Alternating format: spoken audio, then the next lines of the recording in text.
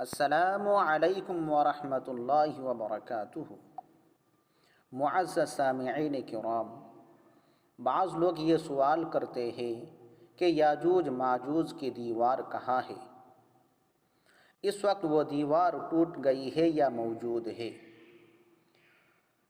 حضرت ذوالقرنین نے جو دیوار بنائی تھی وہ کہاں ہے؟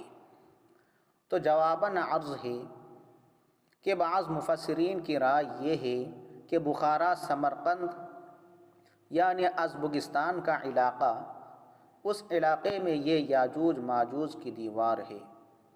جو آدمی اس دیوار کو دیکھ کر واپس آنا چاہتا ہے تو سمرقند کے برابر چٹیل میدانوں میں وہ پہنچتا ہے۔ خلیفہ واثق باللہ نے یاجوج ماجوج کی دیوار ٹوٹنے کا ایک خواب دیکھا تھا تو وہ گھبرا گئے، جس کی وجہ سے انہوں نے باقاعدہ ایک جماعت کو اس دیوار کی تحقیق کے واسطے روانہ کیا تھا۔ انہوں نے سفر کیا اور تلاش کیا، پھر آ کر انہوں نے بتلایا کہ ہم نے ایک دیوار دیکھی ہے، وہ دیوار لوہے سے بنائی گئی ہے، لوہے کے بڑے بڑے دروازے بھی ہیں، ان کو تالا لگا ہوا ہے۔ یہ بھی بتایا جاتا ہے کہ آذربائیجان اور آرمینیا کے علاقے میں یہ دیوار موجود ہے۔ بعض کتابوں سے پتہ چلتا ہے کہ داغستان کے علاقے میں یہ دیوار ہے۔ پیر ذوالفقار صاحب مد ظلہ العالی کے سفر نامے اس کی تفصیلات موجود ہے۔ محترم سامعین کرام، ایک صحابی کا اس دیوار کو دیکھنا ابن کثیر البدایہ والنہایہ میں موجود ہے۔ حضرت ذوالقرنین نے جو دیوار بنائی تھی وہ دیوار ایک صحابی نے دیکھی ہے۔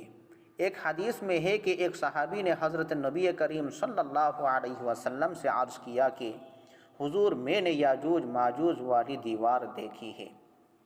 آپ صلی اللہ علیہ وسلم نے ان سے پوچھا کہ وہ دیوار کیسی ہے؟ انہوں نے کہا کہ دھاری دار چادر جیسی، یعنی جس طرح دھاری دار چادر میں لائننگ ہوتی ہے اسی طرح لائن والی یہ دیوار ہے، اس میں لال اور کالے رنگ کی لائنیں ہیں۔ حضرت نبی کریم صلی اللہ علیہ وسلم نے ارشاد فرمایا کہ صحیح فرمایا، بالکل وہ دیوار ایسی ہی ہے جیسا تم نے بتلایا۔ محترم سامعین کرام، اب سوال یہ ہے کہ وہ دیوار ٹوٹ گئی ہے یا موجود ہے؟ تو جواباً عرض ہے کہ جب یاجوج ماجوج کھول دیے جائیں گے اور ہر اونچی جگہ سے پھسل کر دنیا والوں پر حملہ کرتے نظر آئیں گے تو یہاں ایک بات ذہن میں رکھنی چاہیے کہ ہو سکتا ہے کہ آج تک یاجوج ماجوج کی دیوار صحیح و سلامت موجود ہو، پھر اپنے وقت پر ٹوٹے گی اور یاجوج ماجوج پوری دنیا پر حملہ کریں گے۔ محترم سامعین کرام، اور یہ بھی ہو سکتا ہے کہ ان کی دیوار توڑ دی گئی ہو اور یاجوج ماجوج دنیا میں موجود ہو اور ان کے حملے مختلف شکلوں میں شروع ہو چکے ہو اور ان کے کچھ لوگ دنیا کے دوسرے انسانوں کے ساتھ مل گئے ہو اور تمدن و سلیقہ ان کی زندگی میں آ گیا ہو۔ چونکہ یہ بھی انسان ہے، پھر جب قیامت قریب آئے گی تو یہ آپس میں مل کر باقی انسانوں پر آخری زبردست حملہ کریں گے۔